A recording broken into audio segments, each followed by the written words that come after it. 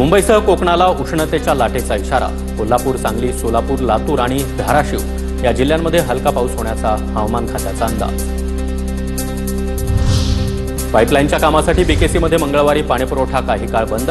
जुन्या पाईपलाईनची दुरुस्ती करणार। पुढील 4 ते 5 दिवस पाणी उकळून पिण्याचं मनपाचं आवाहन।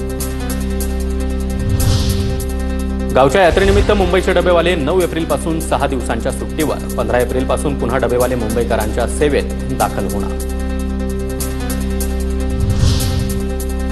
पिंपरी चिंचवडच्या भोसरीमधील खाणीमध्ये हात, पाय आणि शिर कापलेला मृतदेह आढळला। सीताराम ढाले असं हत्या झालेल्या व्यक्तीचं नाव। दिघी पोलिसांकडून पुढील तपास सुरू।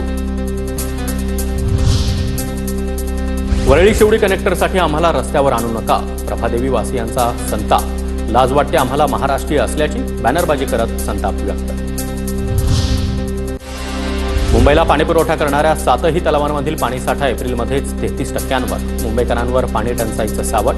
वैतरणा आणि भातसा धरणामधून राखीव कोट्यातील पाणीसाठा देण्याची मागणी। उन्हाचा कडाका वाढल्यानं पीएमपीएमएल बसकडे अधिक लक्ष देण्याच्या प्रशासनाच्या सूचना। कामामध्ये हलगर्जीपणा आढळून आल्यास कारवाईचा देखील इशारा।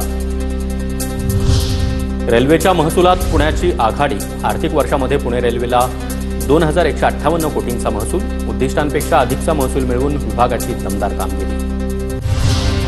पुण्यामध्ये ईव्ही चार्जिंग स्टेशनच्या नावाखाली एकाला 12 लाखांना फसवलं।